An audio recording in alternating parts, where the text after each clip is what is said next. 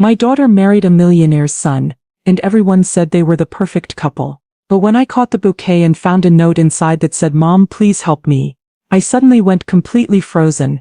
Before we continue, I just want to say thank you for taking the time to hear my story.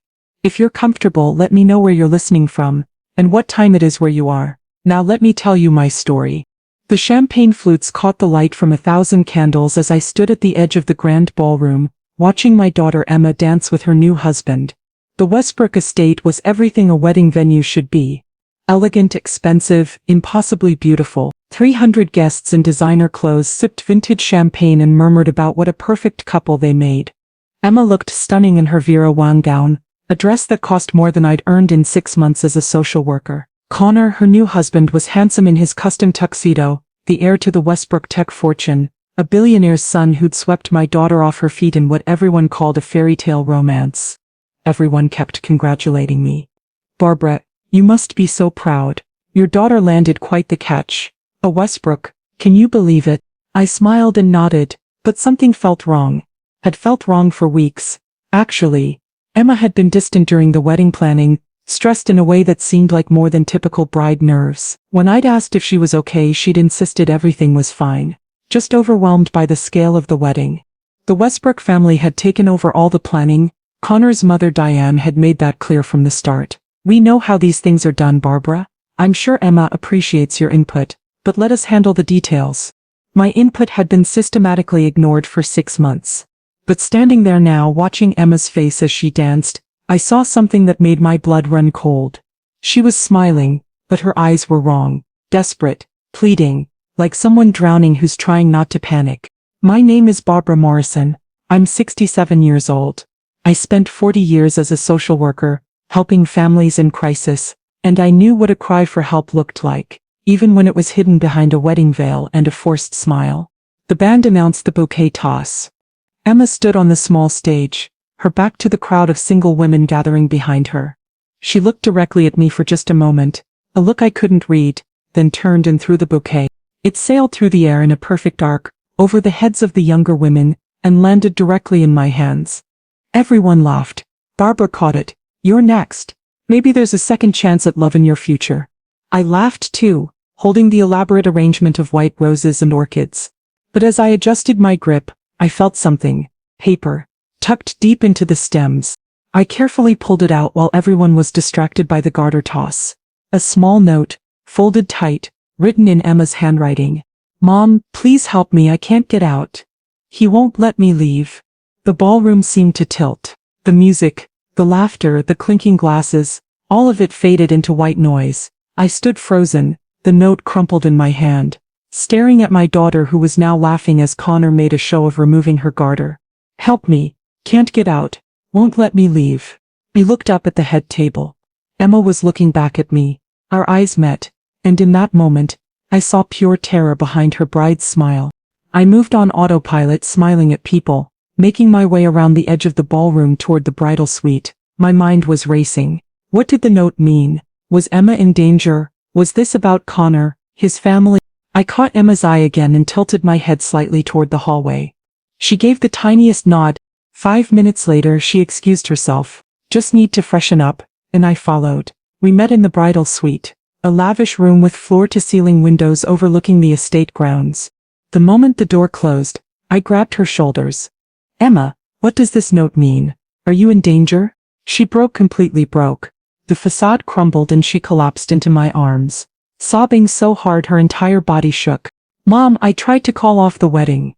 2 weeks ago I went to Connor and told him I couldn't do this, that I didn't love him, that I wanted out. What happened? He said no.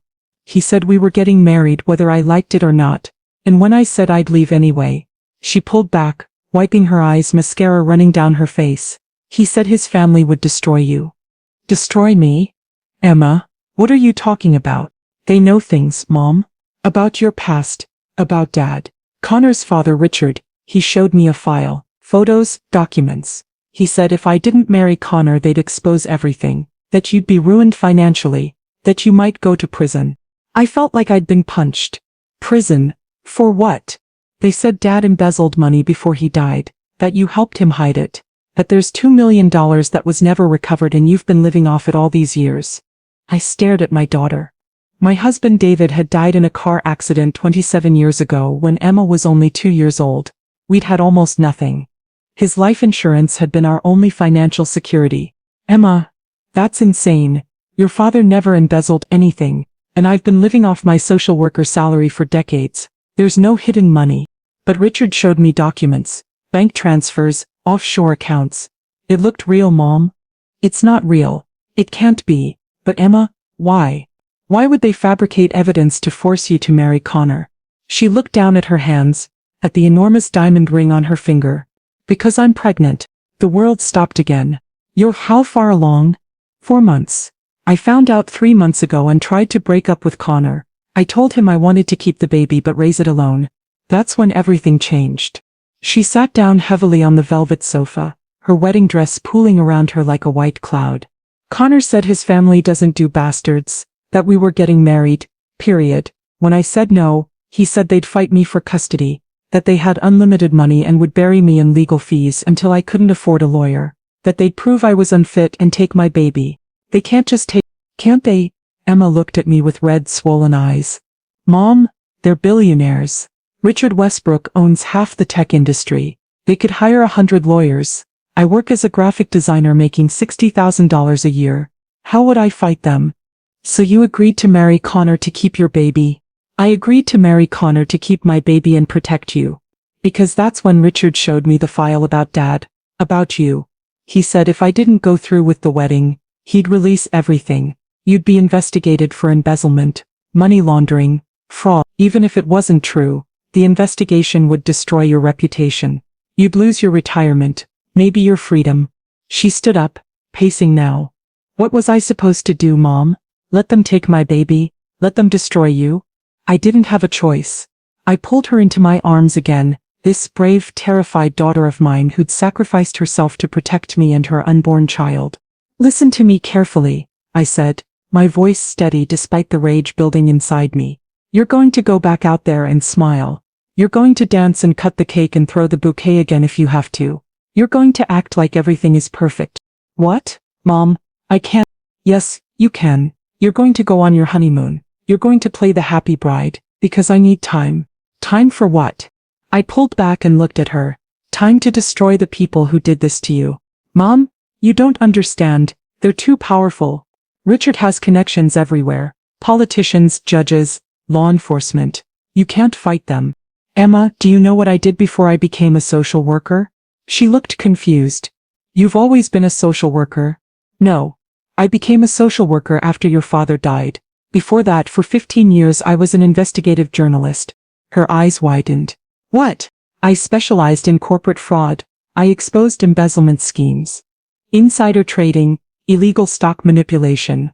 I brought down executives who thought they were untouchable. I put 3 different CEOs in prison. I never knew that. I quit when your father died. I was investigating his company when we met. He was a whistleblower who helped me expose his CEO. We fell in love, got married. Had you, when he died in that accident, I paused. I always suspected it wasn't really an accident, that someone wanted him silenced, so I left journalism to protect you. I became someone quiet and visible, a social worker instead of a threat. I held her face in my hands, but I never forgot how to investigate. I never lost my contacts, and I never stopped knowing how to take down powerful men who think they're above the law. What are you going to do?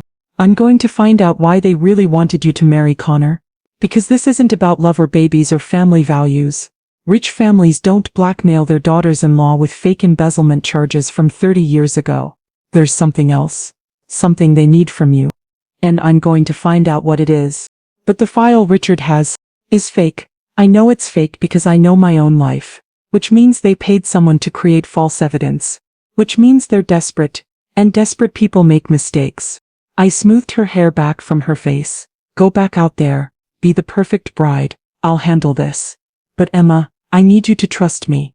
I trust you, Mom. Good. Now fix your makeup and go marry that bastard. Because in a few weeks you're going to unmarry him, and his family is going to wish they'd never heard the name Morrison. After Emma went back to the reception, I slipped out a side door and called the only person I knew I could trust with this. Marcus Webb answered on the second ring. Barbara Morrison, I haven't heard from you in 15 years. This must be serious. Marcus had been my research partner when I was a journalist. He'd retired 5 years ago but still did private investigation work for select clients. Marcus, I need everything you can find on Richard Westbrook and his son Connor. Financial records, business dealings, personal life, everything. The billionaire tech guy, what's your interest? My daughter just married his son, under duress. They blackmailed her with fabricated evidence to force the marriage. Marcus whistled low. Jesus, Barbara, that's heavy. What are you looking for specifically? I don't know yet. But people don't blackmail from a position of strength. They blackmail from fear. I need to know what they're afraid of, what they're hiding. I'll start digging. But Barbara, these people have serious money and serious power. Are you sure you want to go to war with them? They threatened my daughter and my unborn grandchild. War is already here. I'm just choosing to fight back. Give me 48 hours. I'll have something for you. I hung up and stood in the darkened hallway listening to the music and laughter from the ballroom. My daughter was in there, trapped in a marriage to a man who'd coerced her pregnant with his child, terrified for her future. And I was standing in the shadows, preparing to become someone I hadn't been in nearly 3 decades. Barbara Morrison, the quiet social worker, was going back to sleep. Barbara Morrison, the investigative journalist who destroyed corrupt executives and exposed criminal enterprises, was waking up, and Richard Westbrook had no idea what was coming for him. The next morning, I went home to my modest house and pulled out boxes I hadn't opened in years, files from my journalism career, contact lists, old case notes, evidence I'd gathered on dozens of cases. I'd kept everything. Every source, every document, every piece of information I'd ever collected. Because once you learn how to investigate, you never really stop, you just pause. I spread it all out on my dining room table and started organizing. I needed to understand who Richard Westbrook really was. What made him vulnerable? What secrets he was hiding? My phone rang. Marcus. That was fast, I said. I'm good at my job. And Barbara, this is interesting. Richard Westbrook's company Westbrook Technologies is in trouble. Serious trouble. What kind of trouble? The SEC is investigating them for stock manipulation. It's not public yet. They're keeping it quiet while they gather evidence. But Richard's been dumping shares through shell corporations. Classic insider trading pattern. How serious? If the SEC builds their case, Richard could face criminal charges. His company could collapse. We're talking about billions of dollars in potential prison time. And his son Connor? Connor is a piece of work. Gambling addiction. He owes approximately $5 million to some very unpleasant people. Not the kind who accept payment plans. My mind started connecting dots. When is this debt due? According to my sources, he had to pay by the end of this month. That was 3 days ago. So either he paid, or someone paid for him, or he's in serious danger. Marcus, I need you to dig into something specific. Does Emma have any money? Any assets? Inheritance? Your daughter? Let me check. I heard typing. Then silence. Barbara, your daughter has a trust fund. What? A trust fund set up in her name 27 years ago, $3 million. It was funded by a life insurance policy from a David Morrison, your late husband. I sat down hard.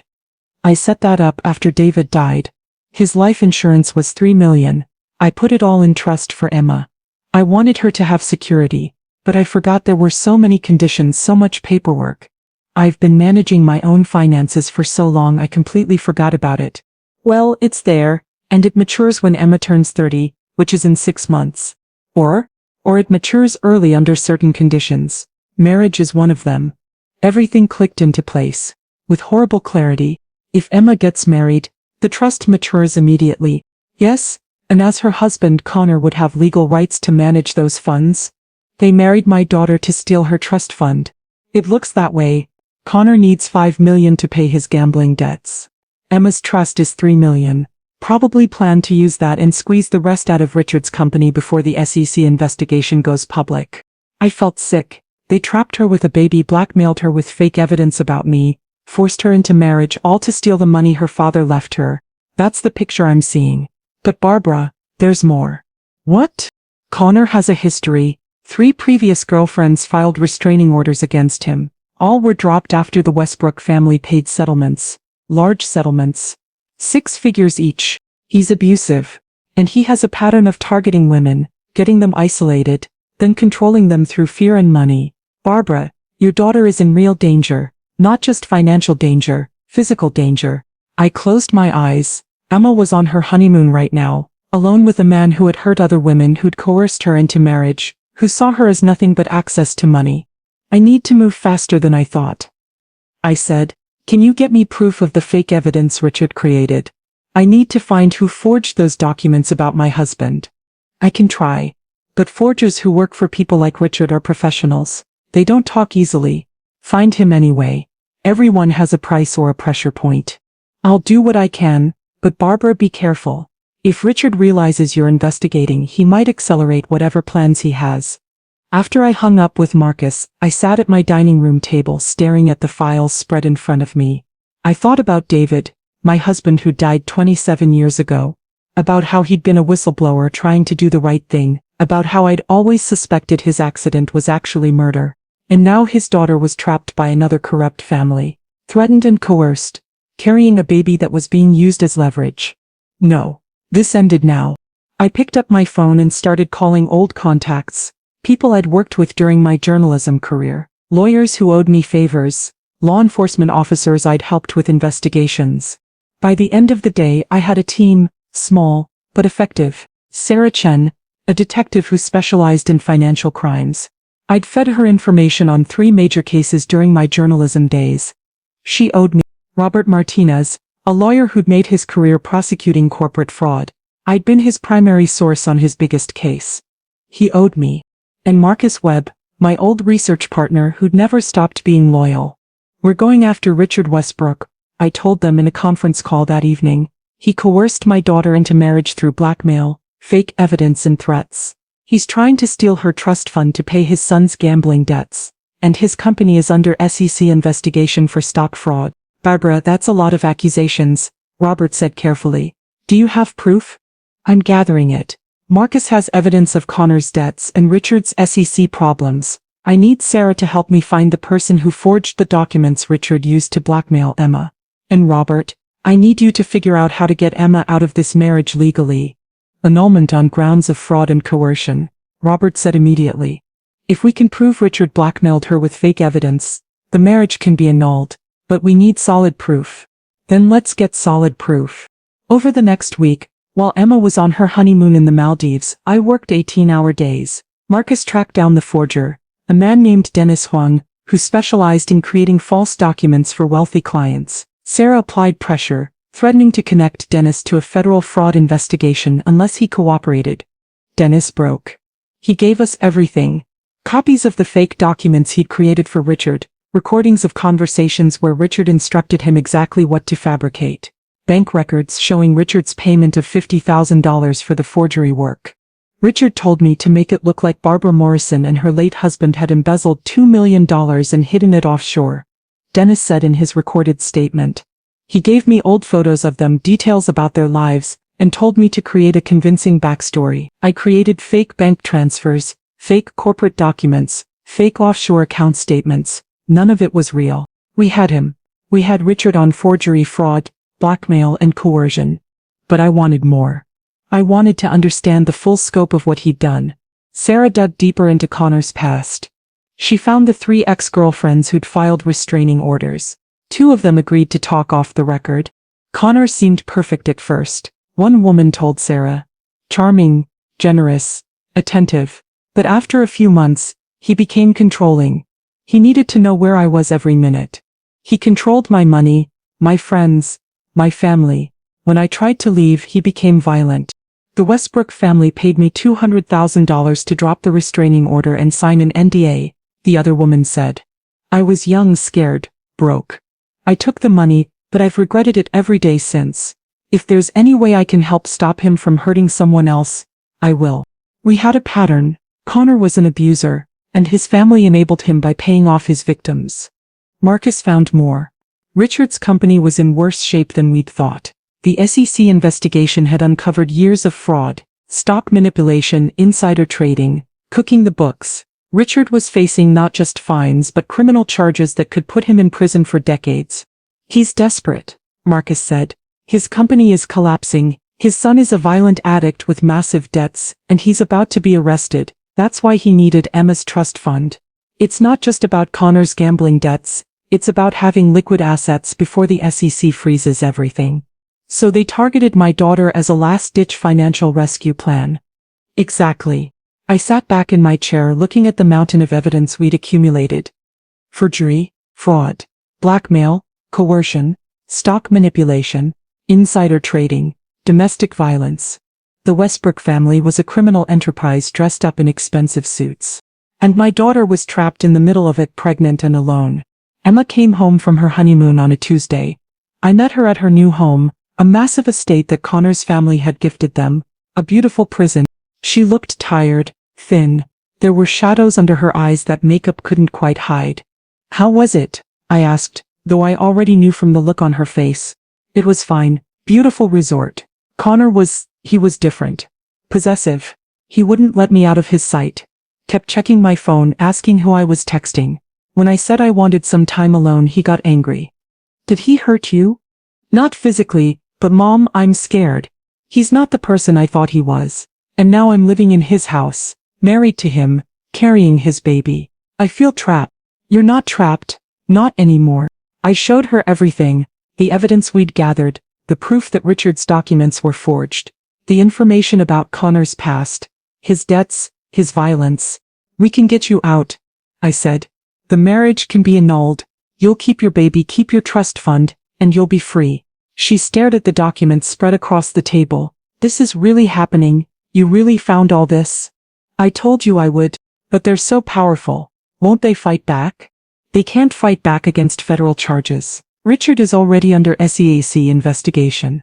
With this new evidence of fraud and coercion, he's looking at serious prison time. And Connor, once we expose his pattern of abuse, his gambling debts, his use of your trust fund to pay illegal debts, he'll be facing charges too. When? We need to confront them, publicly, with witnesses and law enforcement present. I've arranged a meeting. A meeting? A family brunch, at the Westbrook estate, this Sunday. I told Richard we needed to discuss the baby and make financial arrangements. He thinks I'm coming to negotiate. But you're not. I'm coming to destroy him. Sunday morning, I arrived at the Westbrook estate with my team. Marcus posing as my financial advisor, Robert Martinez, introduced as my lawyer, and Sarah Chen in plain clothes, as a family friend. We also had Dennis Huang, the forger, in a car outside with 2 uniformed police officers, ready to testify if needed. Richard and Diane Westbrook greeted us in their formal dining room. Connor sat beside Emma, his hand possessively on her shoulder. Barbara, welcome, Richard said with false warmth. I'm glad we could all sit down together as family. Are we family, Richard? I asked, taking my seat, because family doesn't usually blackmail each other. His smile froze. I'm not sure what you mean. I mean the fake documents you had created to coerce my daughter into marriage. The fabricated evidence of embezzlement that you used to threaten her. Should I go on? Diane's face went pale. Connor's hand tightened on Emma's shoulder. She winced. Those documents are real, Richard said, his voice hardening. Your late husband was a criminal, and you helped him hide stolen money. Really? Then you won't mind if we bring in the person who created those documents and have him explain how he fabricated them? I nodded to Sarah, who stepped outside. Moments later she returned with Dennis Huang and the 2 police officers. Mr. Huang, do you recognize Mr. Westbrook? Sarah asked. Yes. He paid me $50,000 to create false documents showing Barbara Morrison and her late husband embezzled money. None of the documents were real. I fabricated everything according to his specifications. Richard stood up. This is ridiculous. This man is lying. My lawyers. Your lawyers are going to be very busy, Robert Martinez said, standing. Mr. Westbrook, I'm Robert Martinez, Mrs. Morrison's attorney. We have recorded statements from Mr. Huang detailing the forgery. We have bank records showing your payment to him. We have the original fake documents. This is fraud, forgery and blackmail. You can't prove. We can prove everything, I said, standing now too. We can prove you fabricated evidence to coerce my daughter into marriage. We can prove your son has $5 million in gambling debts to illegal bookmakers. We can prove he married Emma to gain access to her $3 million trust fund. Connor jumped up. You can't access those records. That's private. Nothing is private when you commit fraud, Connor. And, speaking of your private life, should we discuss your 3 ex-girlfriends who filed restraining orders, the ones your family paid off to keep quiet about your abuse? Diane gasped. Richard's face turned red with rage. This is slander, he shouted. I'll sue you for everything you have. With what money? Marcus asked calmly, speaking for the first time. Your company is under SEC investigation for stock manipulation and insider trading. Your assets are about to be frozen. You're facing criminal charges that could put you in prison for 20 years. How do you? That's confidential. Nothing is confidential when you're committing federal crimes, Sarah said. Mr. Westbrook, I'm Detective Sarah Chen with the Financial Crimes Unit. We've been building a case against Westbrook Technologies for 18 months, and now, thanks to this new evidence of fraud and coercion, we have additional charges to file. The room was silent except for Richard's heavy breathing. Emma pulled away from Connor's grip and stood up, walking to my side of the table. It's over, Connor, she said quietly. I'm leaving you. The marriage is being annulled. You're never touching my trust fund, and you're never touching me or my baby again. You can't leave me, Connor shouted, lurching toward her. That baby is mine. This marriage is legal. You signed papers. Papers I signed under duress, based on blackmail and fraud, Emma said. My lawyer tells me that makes the marriage voidable. It's being annulled. You get nothing. I'll fight you for custody. I'll take that baby and you'll never see it. With what money? I asked. Your gambling debts are coming due. Your father's assets are being frozen. You have no income of your own. No, Connor. You have nothing. And you are nothing. Connor moved toward Emma, his face twisted with rage. But Sarah stepped between them, her hand moving to her hip where her badge was clipped. Mr. Westbrook, I'd suggest you stay where you are. We have statements from 3 women describing a pattern of domestic violence and abuse. If you lay one hand on Emma, you'll be arrested for assault in addition to everything else. Connor stopped, trembling with fury. Richard collapsed back into his chair. This will ruin us. Yes, I said simply, it will. You tried to trap my daughter to steal her money and save yourselves. You blackmailed her with lies about me. You threatened her with custody battles. You forced her into a marriage based on fraud. Did you think there would be no consequences? We could make a deal, Diane said suddenly, her voice desperate. We could pay Emma, set up a settlement. Just don't press charges. I don't want your money, Emma said. I want my freedom. I want my baby to be safe. And I want you to face the consequences of what you've done. Robert Martinez pulled out legal documents. The annulment papers are already filed. Emma is moving out today. If you attempt to contact her, harass her, or threaten her in any way, we'll seek additional restraining orders and press stalking charges.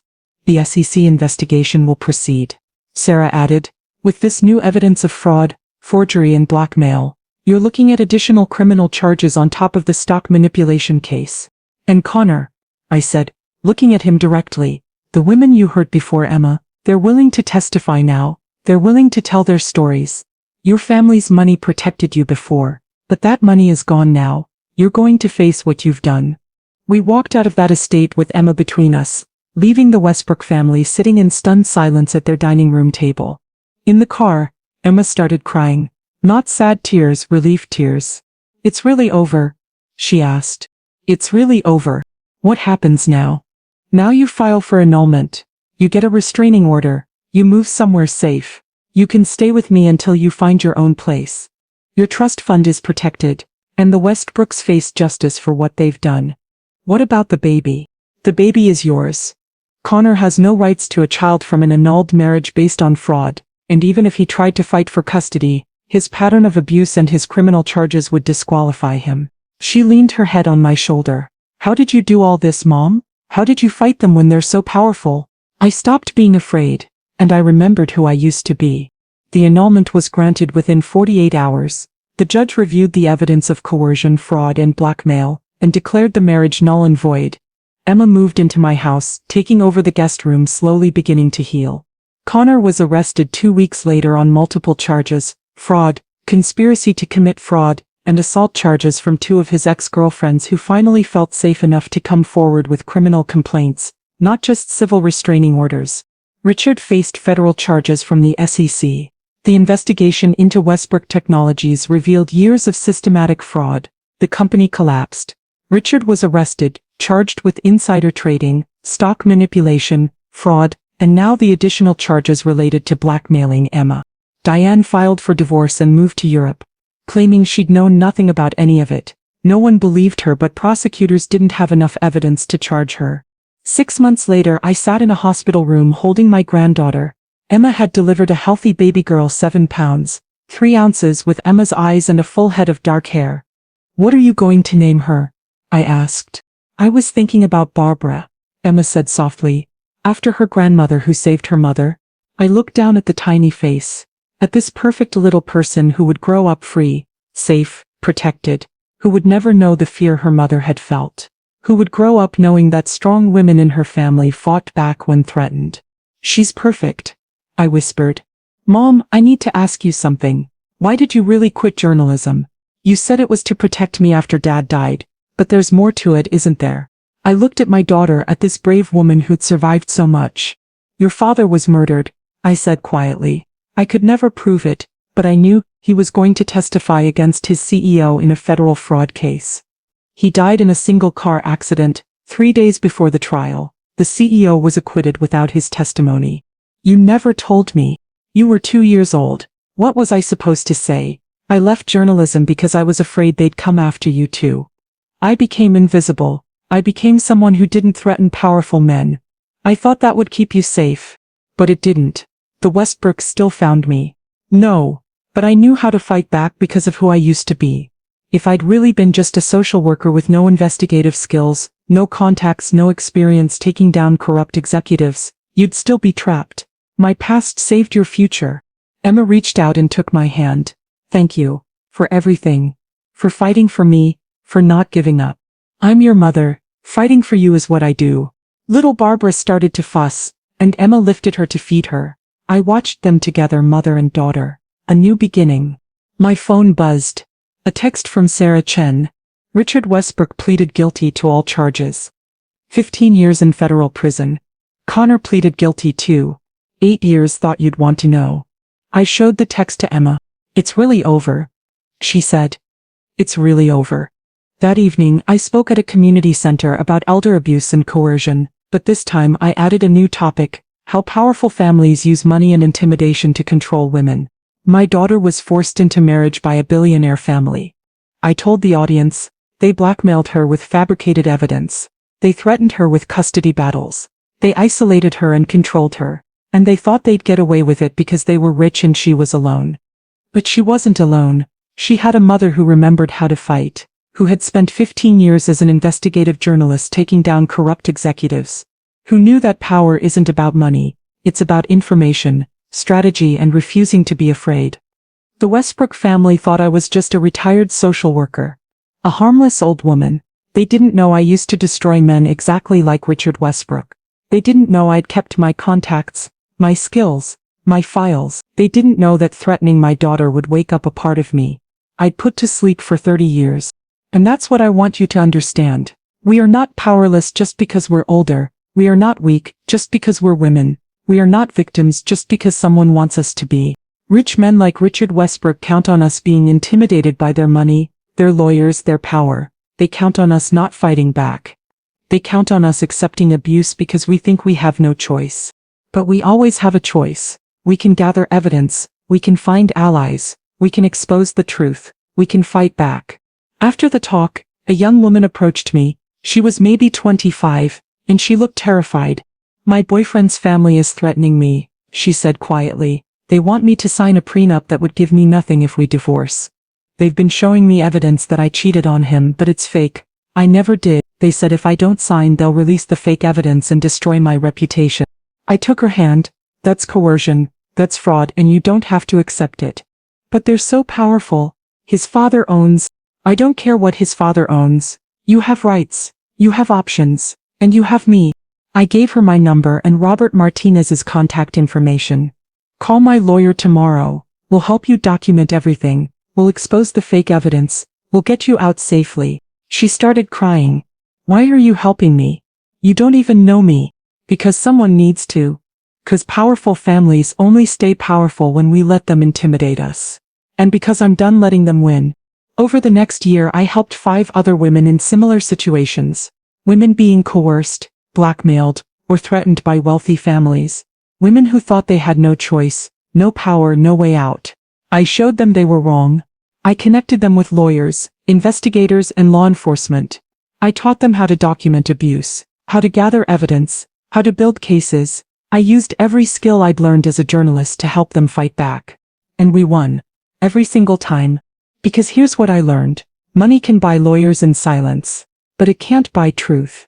It can't erase evidence. And it can't stop a mother who's protecting her daughter. The note Emma had hidden in her wedding bouquet had said, "Mom, please help me, I can't get out. He won't let me leave."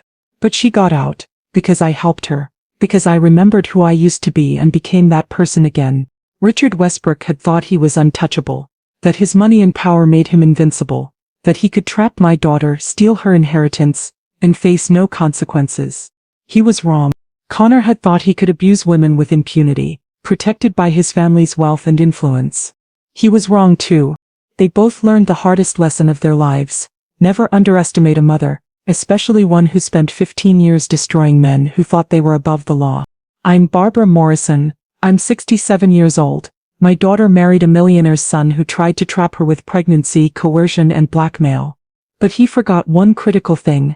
Before I was a social worker, before I was a quiet retired woman, I was an investigative journalist who built her career on exposing powerful men who thought they were untouchable.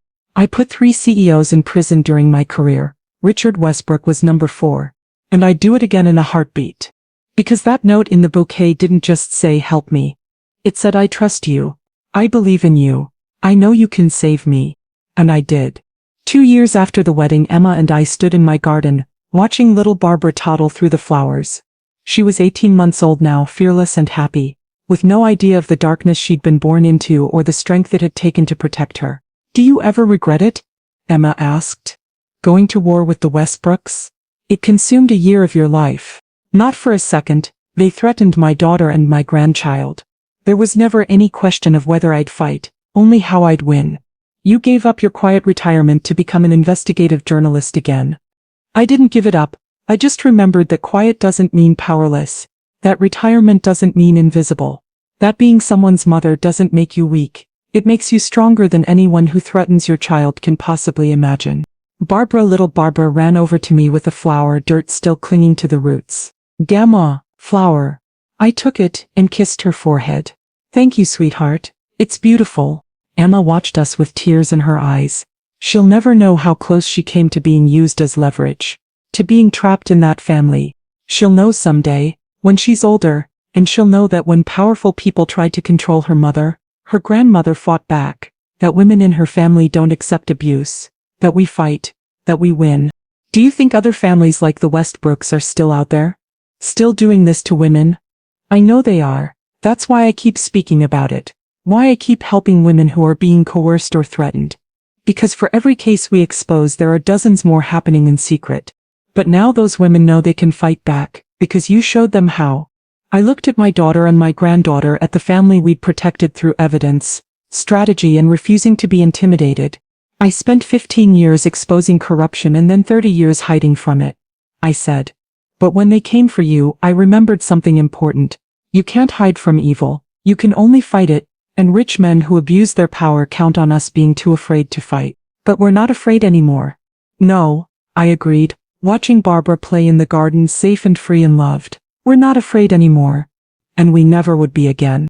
Because I'm Barbara Morrison, I'm 69 years old, and I want everyone to know, if you threaten my family, you're not fighting a retired social worker.